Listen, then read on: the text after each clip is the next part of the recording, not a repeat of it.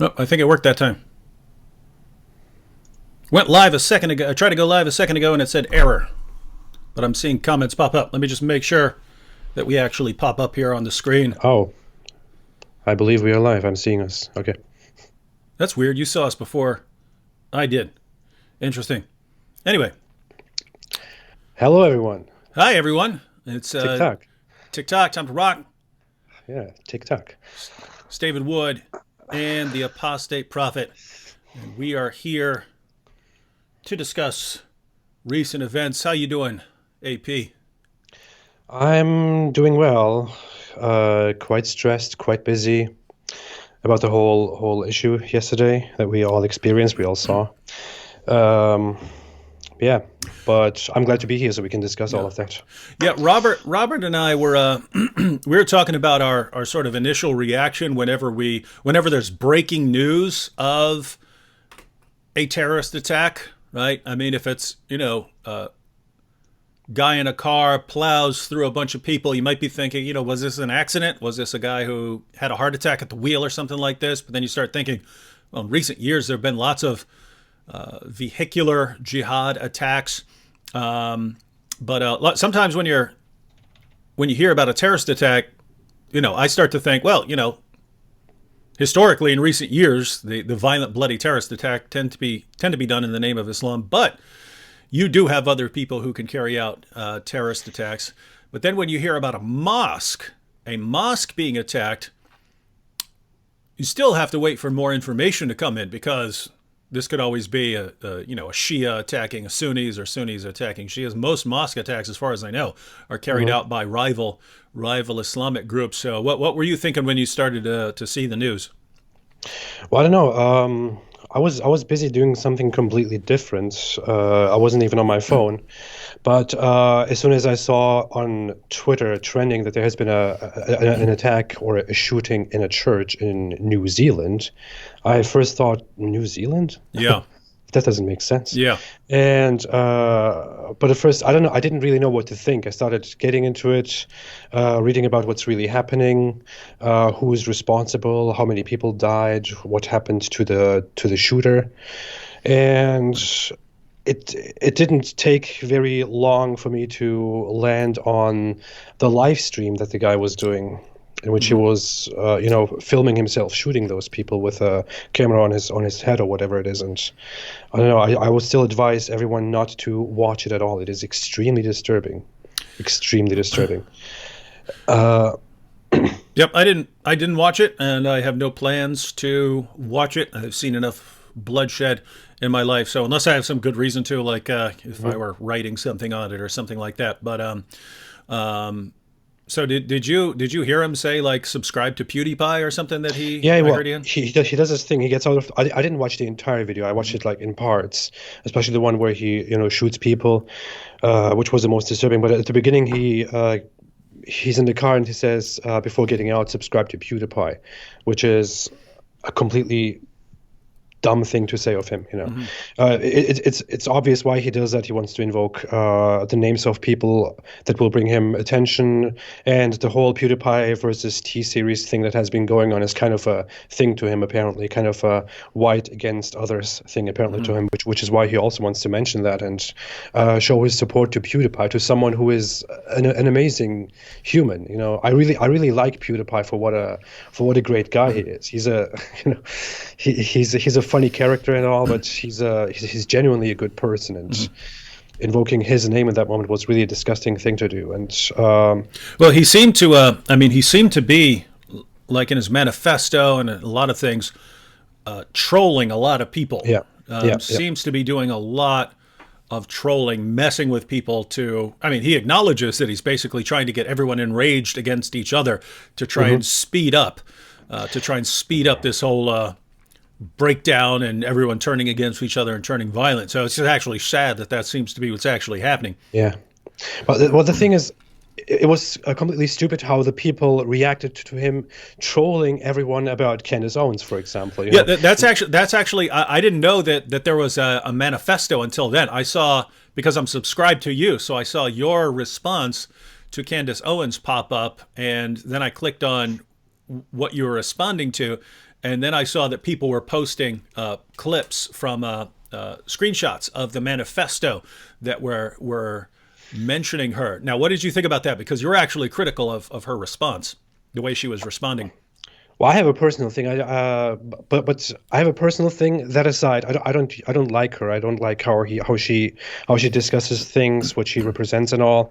Although I mostly agree with what she stands for. But the thing is, people have been baiting. They have been taking the bait on this shooter, on this terrorist, trolling everyone about Kenneth Owens. If you read the manifesto, he's obviously trolling. He's saying something like, I don't like her policies. I find them too harsh, even for my taste. Stuff like that. That's obvious trolling. Yeah, everyone should see that. But the thing is, he trolls, and people suddenly start taking that seriously and going after Kenneth Owens. But Kenneth Owens' reaction doesn't make things better. She made 2 tweets in response to all of that. In 2 tweets, she's laughing hardly. She's like she's posting stuff like LOL, 5 laughter emojis. And just to be clear, she's not laughing at the terrorist attack. She's laughing at people who are trying to connect her to the just for viewers or something like that who didn't see the exchange. No, fair enough. I should have said that right away. But it's just a horrible thing to do in that moment. When a terrorist attack happened on the other side of the world, 50 people died, and your name is being cited, you should probably take a moment and make a statement and say, I find this abhorrent and disgusting. I have nothing to do with this, and every kind of violence in this type is completely wrong. Whatever, you could make a proper statement about these things, but instead making fun of people, accusing her, laughing about them, typing LOL, putting emojis there, and then just starting to attack those who attack her instead. That just appeared extremely stupid to me. That's why I criticized her a bit harshly and thought she was not very bright in that moment. But yeah. So for anyone who doesn't know, Candace Owens is a black conservative who is mostly known for telling black Americans not to be completely loyal to the Democratic Party. So insofar as that's her position, I'm all for saying, hey, don't be completely loyal to any political party, because as soon as they know they can count on your votes, they don't really have to do anything anymore that you're interested in, as long as they know they have your undying loyalty. But yeah, I was thinking something along the same lines once I was actually reading the tweets, that lots of times people like the aggressive, mocking responses to stupid accusations. There are lots of situations where if you're accusing someone of something, just an aggressive, mocking, condescending response would be exactly what you want. But I mean, right after a bunch of people got slaughtered, not in great taste. So it's not to say that she was wrong for just saying, "Come on, you guys are morons for trying to associate me with that." But man, it's a rough time, rough times. I'm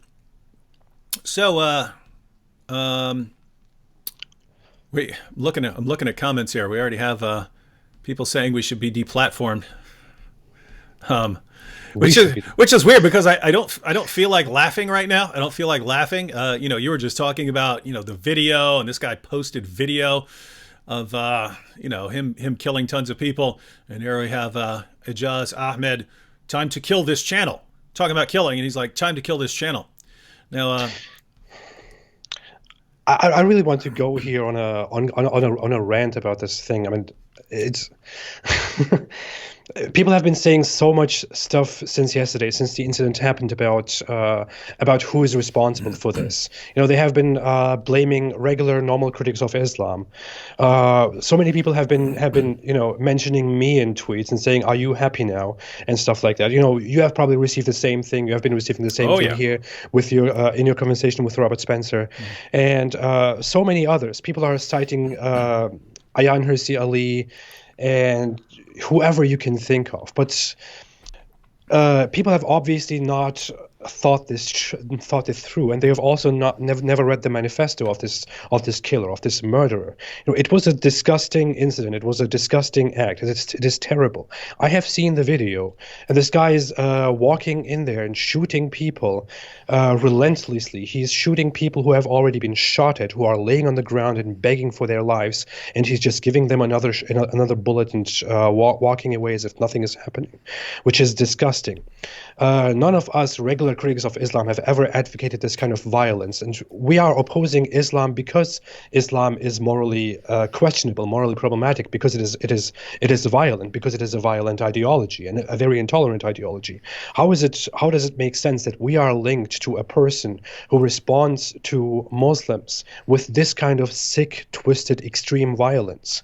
Also, if you look at the manifesto of this person, his deal was not with Islam, and his deal was not with what Islam is as a religion, or what Muslims believe in, how Muslims live, and so on. It has nothing to do with that at all. It wasn't about your regular accusation of Islamophobia or anything. It was about white genocide, as he believes what is happening, and also about birth rates. He clearly explains that he... That's how he starts off the manifesto. It's the birth rates. Yes. It's the birth rates. It's the birth rates, yeah. That's the main thing. That's the main theme of his manifesto throughout the entire paper. And he also clearly states that he doesn't dislike Muslims, and he doesn't have particularly anything against Islam as a religion. He just he also points out that he visited countries before, including Muslim countries, including different cultures, and he liked going there and interacting with people and being hosted and this and that.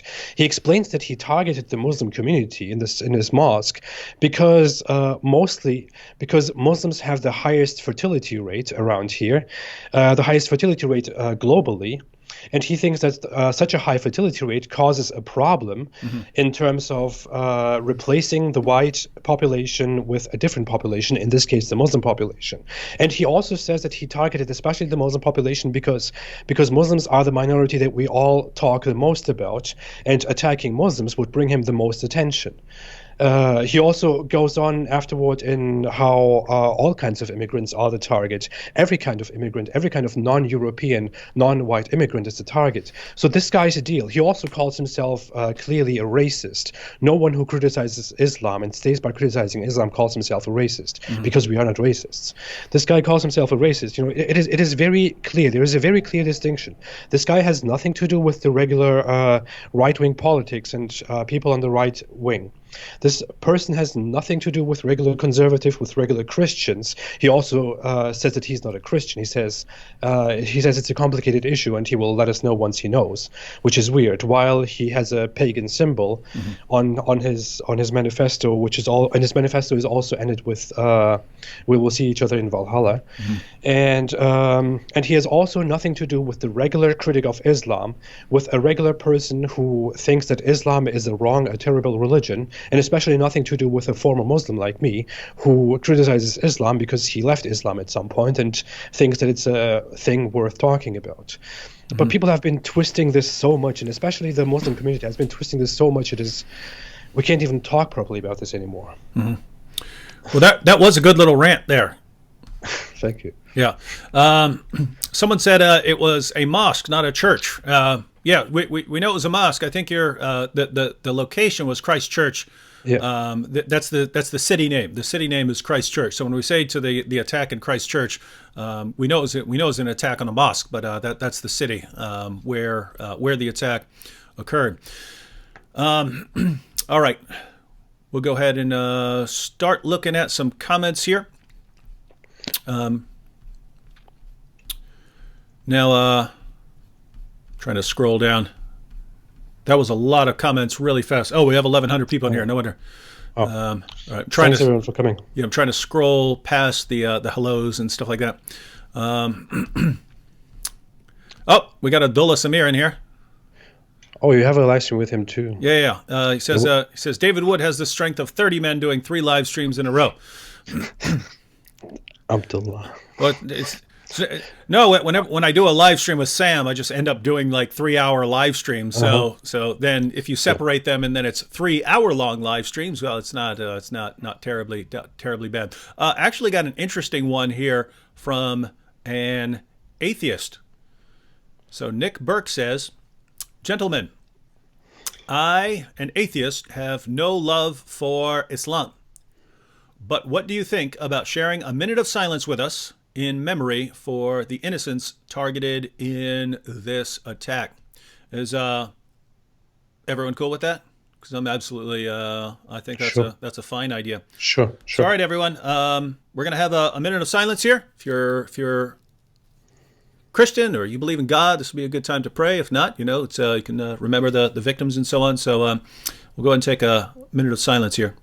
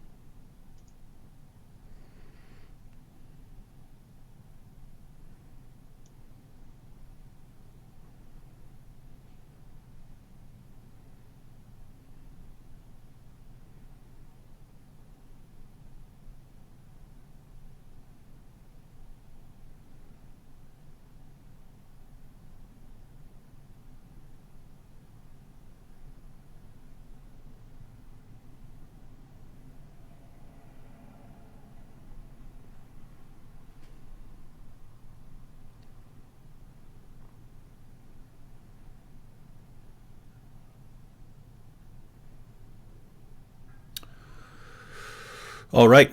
Now, just to clarify,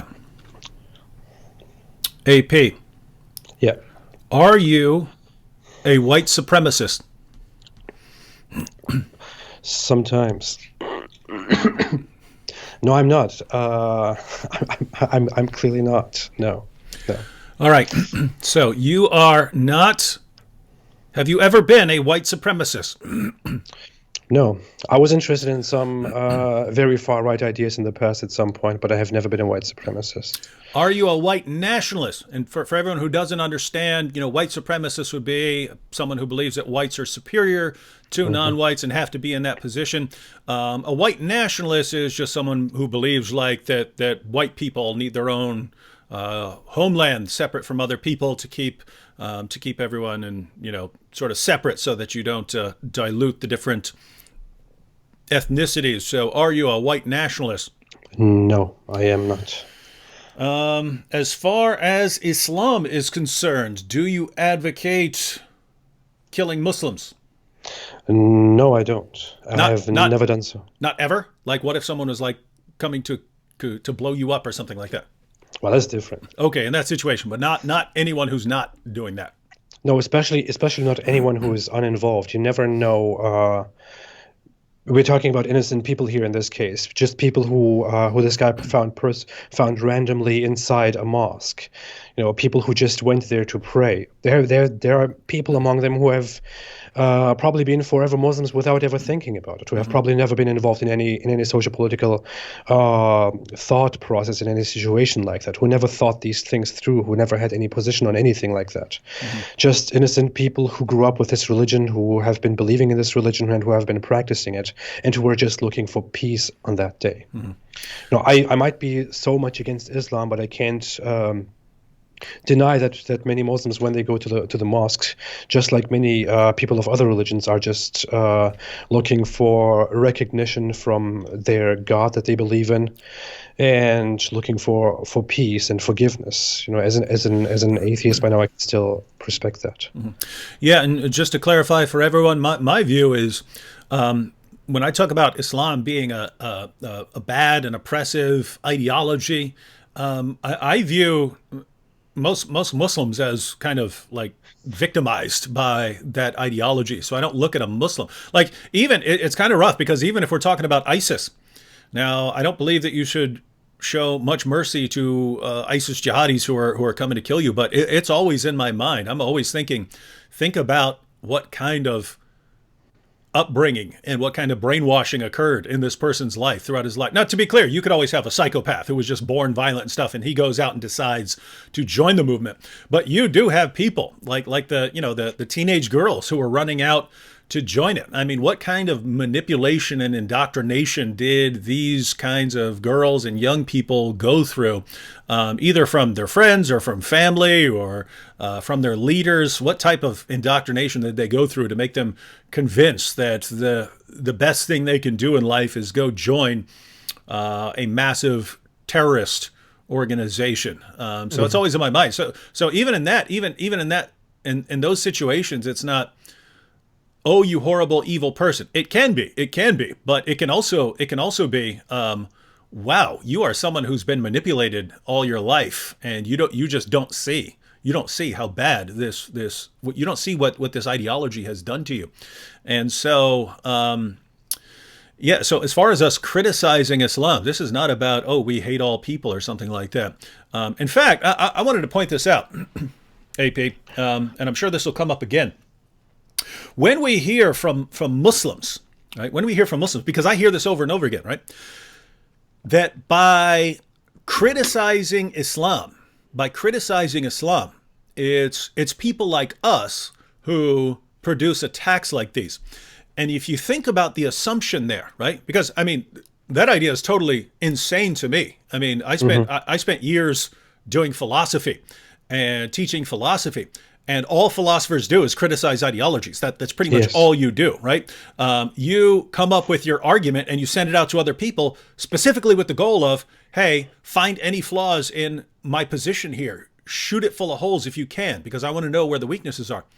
So the idea that if you're criticizing a position, saying that position is false, or that position is, in the case of Islam, even dangerous in its teachings, the idea that therefore you hate people is so strange to me.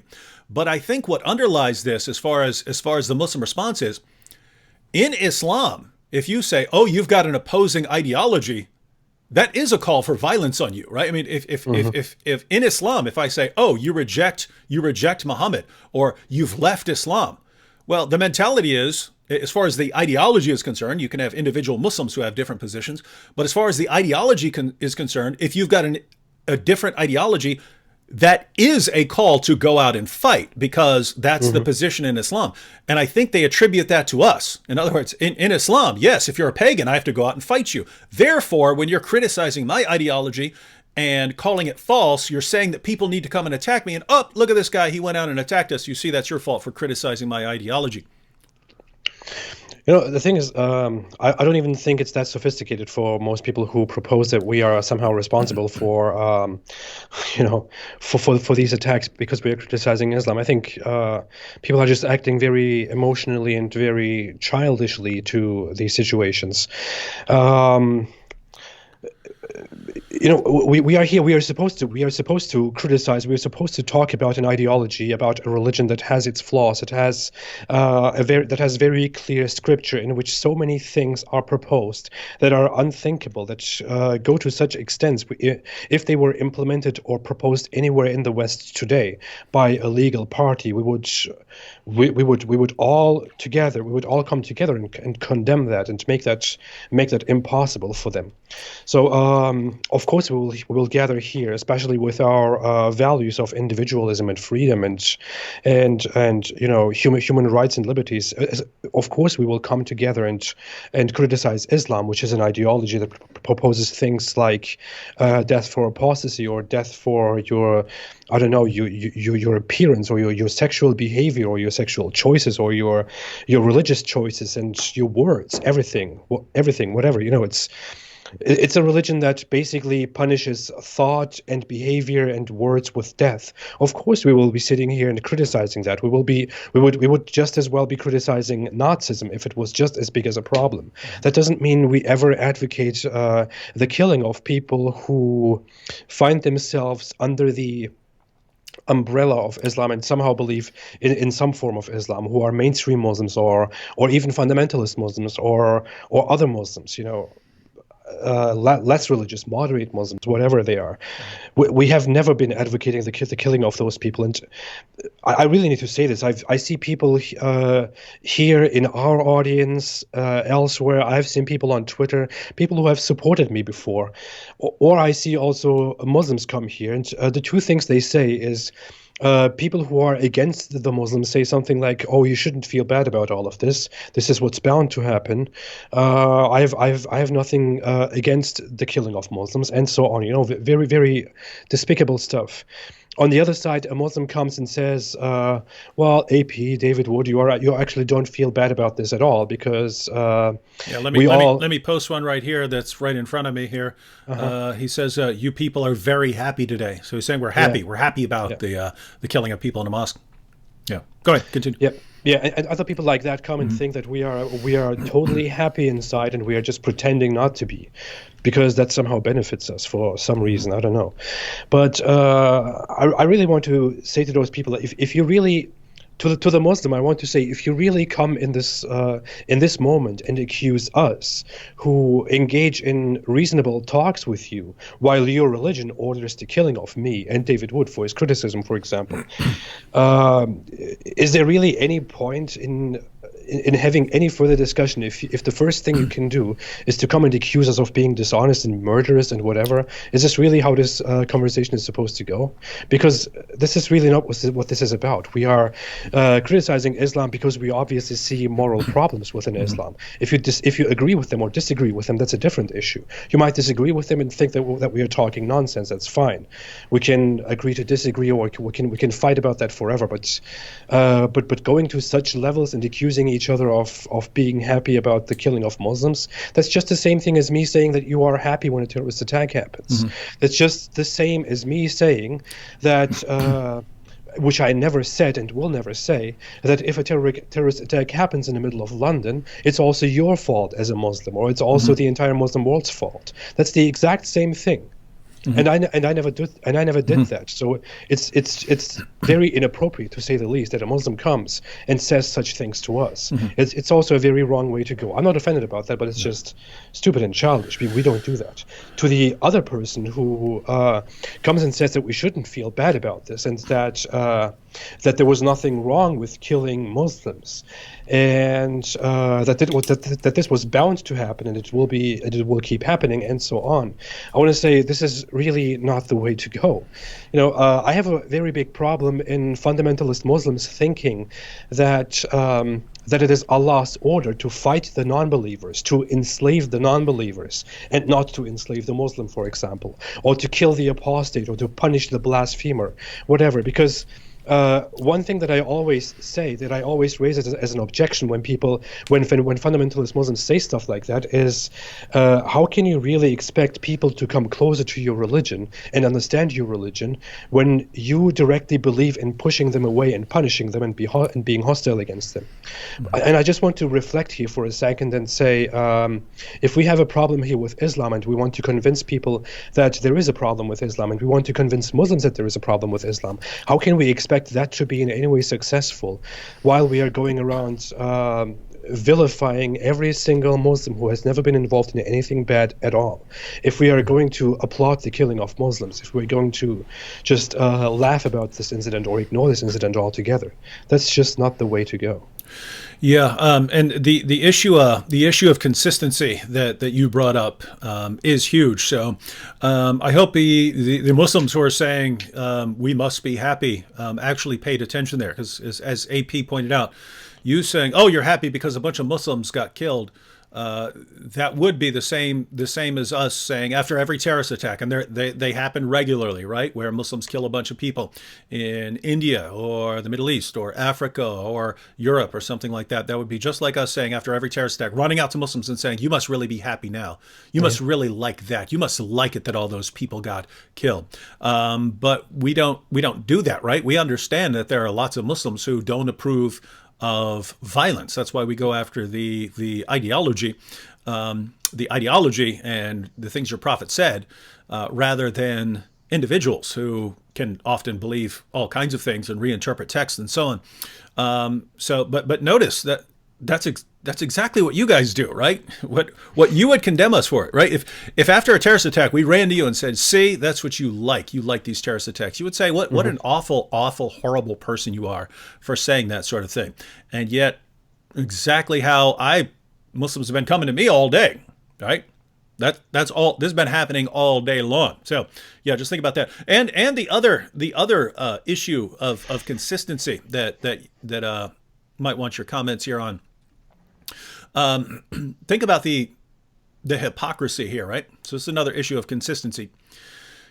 When there is an Islamic terrorist attack, you can have a Muslim releasing his video beforehand saying, because you people have made mischief in a Muslim land, and because I am commanded to kill you in the Quran, Surah 5, verse 33, that I'm commanded to kill and crucify and dismember people who make mischief in Muslim lands. That's why I'm going out and terrorizing you right now. Or it doesn't matter what they're quoting. If they're quoting Muhammad saying he's been made victorious with terror, Muhammad saying that he's been commanded to fight people until they say there's no God but Allah, and that Muhammad is his messenger. It doesn't matter what they're quoting. And when we say, oh, here's an Islamic terrorist attack, you say, nope, you guys are racist, you're bigots, clearly a problem here. You guys are only saying this. You guys are only saying this because you're bigots against Islam. And yet, if there is a guy who comes along who is a white nationalist, right? His motivation is a motivation that AP and I do not share by any means. Not in the slightest. Yeah, not even slightly. If people kept intermarrying and producing offspring until the entire world were somewhere in the middle, some sort of middle ground, wouldn't concern me at all, right?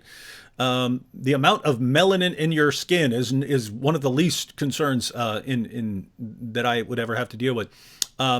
But you've got a white nationalist saying that he's killing mainly to get everyone turned against each other, so that white nationalists will eventually rise to power and push out all the brown people. You will not hesitate. Muslims will not hesitate to say that, nope, that's our fault. So Muhammad actually commanding jihad, terrorism, terrorist attacks, violently subjugating the unbelievers, that has nothing to do with Islam. But a white nationalist who has nothing to do with our ideology and nothing to do with our methodology, because we don't believe in going out and killing, we are responsible for him. Just notice the hypocrisy there. Notice it, because if you all catch on, right? If we're responsible for something like that, all the more you would have to say Islam is responsible for all of these terrorist attacks that are carried out in the name of Islam. Oh, and by the way, someone pointed out, I scrolled past it, but someone pointed out that shooter would have hated you too, AP. Absolutely. Yeah. Absolutely. He wouldn't have cared about me being an ex-Muslim. He would have cared about me being a Turk, which he very, very widely mentioned in his manifesto, for example, and would shoot me without even thinking about it. Mm-hmm. By the way, the same would be true of Abdullah Samir, who's going to be on at 10 o'clock. This guy would not be on any of the sides of the people who are a lot of the former Muslims who are out there criticizing Islam. We need to stress that, really. We need to stress it again and again. This guy's problem was not Islam. His problem was not merely the Muslim population. His problem was skin color. It was as something stupid as skin color, and heritage, and race survival, and whatever. And his main target, Muslims, he chose that target only because that target was currently the most popular one, and was the one with the highest fertility rates. But all of the people who are not white and not European were all in his target. So he doesn't care about whether you're a Muslim or a non-Muslim. He doesn't care about whether you're an ex-Muslim or a Muslim. If I stood before him in that case, there on that day, he would have killed me as well. Yeah, so we hope that's clear to everyone that this is a guy whose concern about Muslims was not the ideology, was not Islam. It's just that Muslims have the highest birth rates. And he didn't get that from himself. That's according to Pew Research, right? Muslims have the highest birth rates. And so his concern was, well, even though we meaning him, meaning white people in New Zealand, even though we currently outnumber the Muslims, if they have the highest birth rates, then it is a matter of time. It might be a century, 2 centuries, 3 centuries, but if they maintain the highest birth rates, they will eventually outnumber us, in which case we'll be in all kinds of trouble. And so his view was, it's similar to I think it's actually a myth. I think the frog would jump out of the pan, but there's an old story that they tell us when we're kids that if you put a frog in boiling water and you turn up the heat slightly so that the heat slowly increases, you can actually boil that frog to death. I think I've read that that's not actually true. The frog would eventually jump out. But I don't know about that. But I wonder about the guys who actually perform the experiments, bunch of sickos. But I think his idea was, well, if we just let things go the way they're going now, then Muslims are going to slowly take over by birth rates, and then white people are going to be the minority. Can't allow that. And so instead of letting that slowly happen, we need to do everything we can to get a violent revolution. And so his idea, I'll go shoot up a mosque. That's going to get Muslims angry at critics of Islam, and it's going to have critics of Islam deplatformed because they're the ones who are producing this violence, and the deplatforming and the silencing them, that's going to make them rise up and revolt more because now they're going to believe they're being persecuted, and everyone's going to end up in a big war, and we could speed up this process a lot. And yeah. Also in pushing left against right, right against left, opening the gun debate, trying to cause a civil war on that. This guy said something in his manifesto which is very, very important to say, I think. As said, he mentioned that he chose Muslims because that would bring attention to the case, and because Muslims have the highest birth rate, and that after going after Muslims for the beginning, people would also go against all the other immigrants and so on. But he said this, which I kind of put into my notes: the aftershock from my actions will ripple for years to come, driving political and social discourse, creating the atmosphere of fear and change that is required. This is the definition of terrorism. This is exactly the definition of terrorism: to go after completely uninvolved people, kill them, or cause extreme violence in order to create change forcibly through fear within society. And this was exactly this guy's cause. He knew exactly what he was doing, and people are eating that up right now and actually doing what he wanted everyone to do. They are fighting over this now and being afraid about this now. Yeah, and by the way, everyone, that's important to keep in mind, the definition of terrorism that AP just gave, because every time there's a mass killing in the West, everyone says, oh, well, why is it not killed a terrorist attack? It's because the guy's not a Muslim. Well, no, it's because if he's not doing it for the sake of some ideology that he's trying to further by terrorizing people, then it's just mass murder, right? Someone can be like having a bad day and decide to go kill a bunch of people and I'm going to go shoot a bunch of people because I want everyone to be as miserable as I am. That's not a terrorist attack. That's not a terrorist attack. It's a terrorist attack if I'm going to go kill these people so that my political position gets attention or notoriety or something like that. Here's a comment. He had so many deluded positions too. He thought this action would cause a big series of events and movements, and eventually, I think he said in 27 years, society would change and would start to appreciate him, and he would probably receive a Peace Nobel Prize, just like Mandela. That's what he says in his manifesto. It's an extremely sick person. I don't know what to say. Yeah. Now, you Muslims who are sending us messages saying you guys must really be happy. I just want to go ahead and state my view. APs will be slightly different, but I'm a Christian, so I believe that human beings are created in the image of God. I'm commanded to love everyone, even my enemies, to seek the good of all people, to do everything I can to live in peace with all people. So when people get slaughtered by some total moron, no, that's not something I get happy over. But since AP brought up consistency earlier, here's another example of that. So this is from a woman who says, my whole family was executed whilst blindfolded in North Iraq. I lost my family and parents because of Muslims. I came to Australia as a refugee and as an orphan at the age of 5. Islam is terror. So, What would it be like for me to say, this must make all you Muslims in the chat happy? Would never cross our minds. Would never cross our minds to say something like that. Yeah. Quick comment here. Hello, Apostate Prophet or David Wood. Have you ever heard of the Hegelian dialectic? Of course, I've heard of the Hegelian dialectic. The PhD in philosophy, and I did quite a bit of work on the German idealists. But we're not answering questions about philosophy now. So we're trying. Oh wait, I get it. Oh, I get it. Okay, he's applying this to the historical situation that we're in right now. Yeah, I'd have to think about that in order to actually apply that.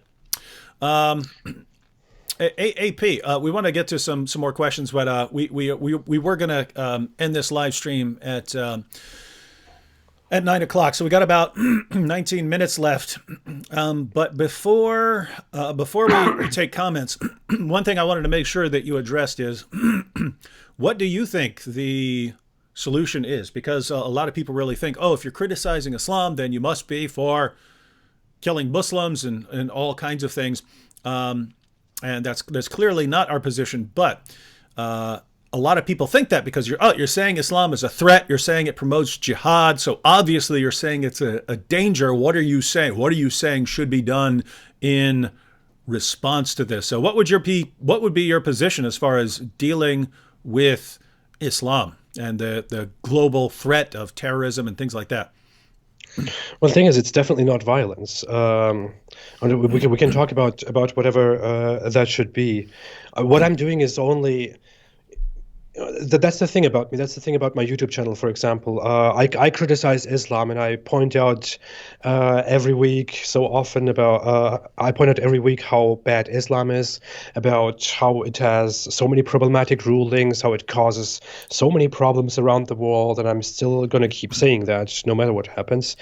And but while doing that, I'm also not trying to kind of push my agenda. I'm just, my aim, my goal, my dream is to see every person slowly or very quickly leave Islam in this world and leave Islam behind and go toward a new future without an ideology like Islam that divides us and tries to control us and tries to violate our rights and our lives so much in the future.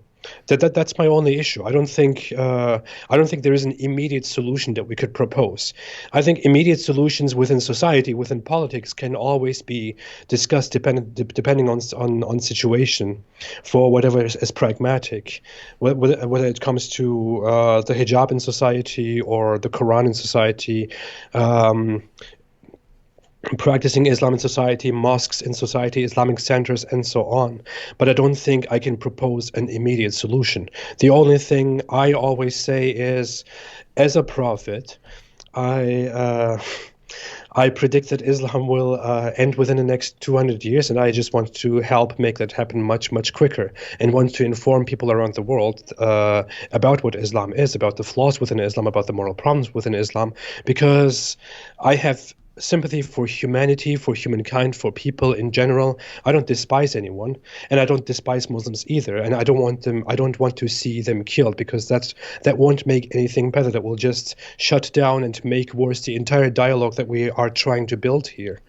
That's the opposite of the solution. That's definitely the opposite. I'm trying to tell people about Islam and trying to encourage them to leave Islam behind and to oppose Islam wherever it is, and to talk honestly about Islam. That is my solution. Mm-hmm. And so you believe that there is just to be clear, you believe that there is a peaceful, because this is something Robert and I were discussing with some people who don't believe that there's a peaceful solution to the jihad terrorist threat. And to add a qualification, to be clear, yes, I believe that governments do need to respond to terrorist attacks and terrorist threats, that police do, that government organizations need to do that, and that if someone is coming at you and you have an opportunity to stop someone, tackle someone, stop a terrorist attack, yes, that's obvious situation where you need to get physical. But apart from things like that, you're saying that you believe that Islam can be dealt with and undermined and refuted as an ideology peacefully without actually going on killing sprees. At large, yes, but when we come to things like radical extremist mosques within a country like London, for example, where they are organizing very obvious extremist activities and recruiting people and going around saying we will destroy America and destroy the UK, and are involved in illegal activities, I believe that they should be surveilled. I think that that it should be cracked down, and I think that that the state should very carefully be cracking down on clues of active terrorism, on active Islamic terrorism and Islamic extremism within the country. I certainly do believe that, but I don't believe that we should be fighting Islam violently in general. So, as far as mosque surveillance, that would just be like monitoring people to make sure that they are that they're not breaking the law, right? Yeah. Okay, yeah. so that's not going out and I'm attacking. not going towards that direction. Yeah. Now, I think the disagreement that arose during the live stream with Robert Spencer, as far as our discussion with the people in the chat who kind of think that we're delusional if we think that there can be a peaceful solution to the jihad terrorist threat. I think it's like they think we're kind of gambling, right? Like, we don't actually know this. We don't know that we can defeat Islam as a violent ideology through peaceful means, and so I think they're kind of convinced that we're gambling, right? Like, okay, if you guys believe that you can refute this ideology, and then you're not going to, you're going to have jihadis going around blowing people up in the name of Allah, but you guys can't be absolutely sure of that, and so it's like we're gambling, right? Like, because if we're wrong, and then Islam takes over, and well, see. You should have just gone on a killing spree, and that would have solved the problem. Yeah, I think that's the idea, and my response to that is, as I discussed in the live stream with Robert Spencer, is that guys, if we're wrong and you just can't refute Islam, you guys got the future to. You guys got the future for your violent bloodbath. You could do that in the future, but right now we're the first generation with the opportunity to even try to refute it as an ideology, right? We're the first generation that has open access to Muslims in every Muslim country in the world through the internet, right? This is the first generation where Muslims across the world can sit there and watch videos by the apostate prophet. You couldn't do that before. You couldn't do that before the internet. And we're the first generation that has open access to the Muslim sources. Right? These texts were translated very recently, and within our lifetimes. So we're the first generation that has open access to Muslims around the world. We're the first generation that has open access to their sources. So the question would be, if you think, well, it's too late. It's too late to deal with it as an ideology and to just refute it as an ideology. How do you know? How do you know, right? Because that's a huge step to advocate going on a killing spree. You don't come back from that. You don't come back from going on a mass killing spree around the world and going around killing people around the world. You just don't come back from that. So before you ever, and no one else does either. Yeah, yeah, they certainly don't. So you don't. Before you go to that, you should. I don't know. If you got an ideology that is as silly as Islam, and you can refute it with something as simple as mockery and reading the source. I mean, I don't get the degree of laziness, right? You're saying, look, read the sources and go out and refute the ideology. No, it's too much work. Let's just go out on a killing spree. Oh, wow. That's rough stuff. It should never come to that phase at all, and I don't think it will ever come to that. People are much too sane to ever go into such a direction. I mean, of course, if I don't think that will happen either, but if there is a big attack from the other side and things escalate, it might come to that, of course, whatever. But I don't think we will have a big phase of violence between these groups, and I also don't think that the solution lies therein. So I'm definitely not an advocate of that at all, and I think together we will get rid of this by informing each other and opening our minds and making mockery too, by the way. And anyway, we should also talk lastly about how no matter what terrorist attack happens, no matter what is going on, this will definitely not change the discourse, and will definitely not mean that we are making that we are being soft on Islam now. Oh, wait. No, it might change the discourse. You might get deplatformed. They can always YouTube can always say, because I mean, you even saw it. It's been comments over in the chat. Report this channel. Report this channel.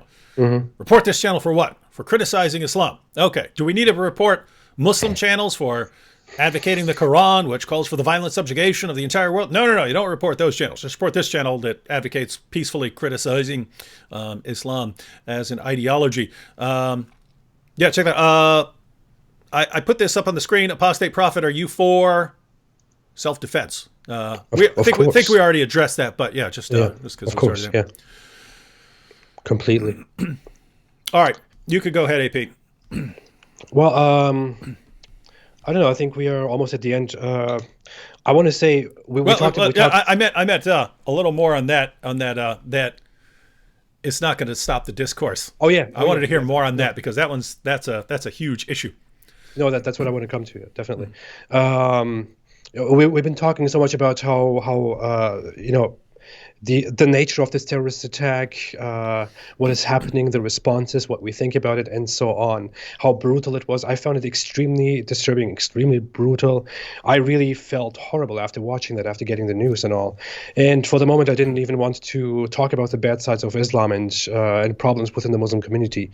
I wanted to release a different video about dawah strategies, for example, which I wanted to publish today or tomorrow, but I just thought it's probably not the right time to publish that video because of the connotations of that. But still, no matter what happens, no matter if there's if a big terrorist attack happens that targets innocent Muslims, which I and you agree are innocent people, mostly or most likely, this doesn't change the fact that Islam is still a global problem.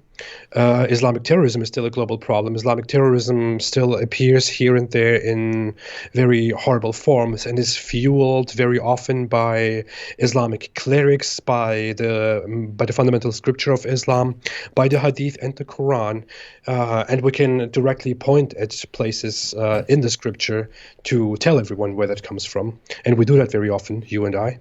So no matter what happens, no matter who is the victim, no matter what is going on, there is still a problem, which is Islam, which is a very bad ideology, which we oppose because of its moral problems, but also because of different issues. But I mostly because of its moral problems, because of how violent and how intolerant and how brutal and monstrous it is.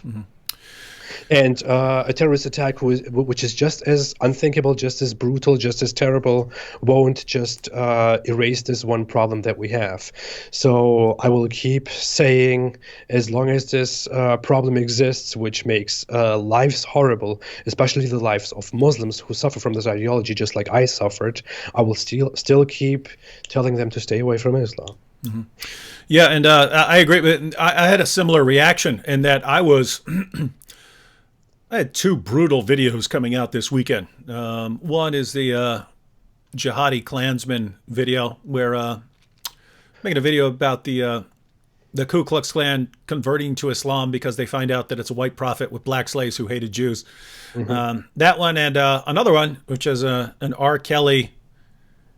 There's a popular R. Kelly interview going around. R. Kelly accused of basically starting a kind of weird sex cult and so on.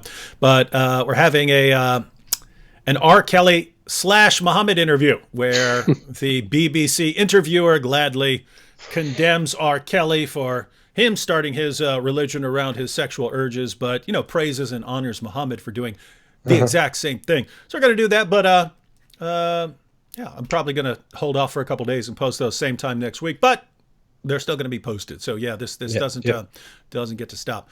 So new videos are coming. Yep. Fun. Here's a question for me. David Wood, if Apostate is a non-believer, what is the benefit in the light of Christ to team up with a non-believer? He is lost, same as a Muslim from a Christian view. I think that's an absurd ideology that you can't Like how far are you going with that, right? Like, don't be on the same sports team. You're sounding like Muhammad. Don't be friends with in the Quran, Surah 5, verse 51. Don't be friends with Jews or Christians. You don't know what you're talking about there. No, the idea is we have multiple goals in this world, right? Even as a Christian, I'm commanded to honor all people, to pursue peace with all people, and that means dealing with Islam, right? That means dealing with Islam. If you really want what's good for people, you shouldn't want Muslims going around violently subjugating the entire world or killing people, killing Christians, killing apostates. You shouldn't want that sort of thing. And therefore, if someone like the apostate prophet is good at getting information about Muhammad out there and good at undermining Islam as an ideology, why, in the name of common sense, would I want to say, nope, giving you the cold shoulder, man. I don't care if you're the best person in the world at refuting Islam. We don't care about jihad. We don't care about all the people slaughtered in the name of Allah. All I care about is whether you're a Christian. No, come on. We have a world to live in here, and we should want peace with Muslims in this world, and not a violent bloodbath. Yeah. All right, AP. Well, we got a couple minutes left. What are your final thoughts on all of this? I don't know. I kind of said my final thoughts already, but again, what happened is disgusting. It is brutal. It is horribly wrong. It's definitely not the way to go. It's a horrible way to go. Mm-hmm. But what happened also has nothing to do with what David Wood and I are doing, for example, and nothing to do with what many other critics of Islam are doing. Especially it has nothing to do with anything ex-Muslims are doing. It is not a common conservative, not a common right-wing position at all. It is very, very far off the far right, to say the least. It has not even much in common with people who are labeled far right. The person who did this used Muslims and used Islam, used many names, including PewDiePie, Trump, Candace Owens, and so many others for more attention, and in order to cause chaos, which is the primary purpose of terrorism, which the terrorist also acknowledges to commit. And his ideology is eco-fascism, which, if people try to look that up more, is also very, very contrary to the regular conservative standpoints. Beyond all of that, he tried to cause division within society. He tried to cause fights between left and right, and immigrant and non-immigrant, white and non-white. And it seems like on some levels he has achieved that on Twitter, at least, and on the dishonest, dirty, thirsty, hungry mainstream media. I would just humbly ask people not to get into that, not to do what this disgusting terrorist wanted people to do, because you're not doing anyone a favor. We are having a problem here. We need to talk sanely about this problem, and we need to analyze it. We need to be honest about it. We need to solve it, and we need to prevent further incidents like these.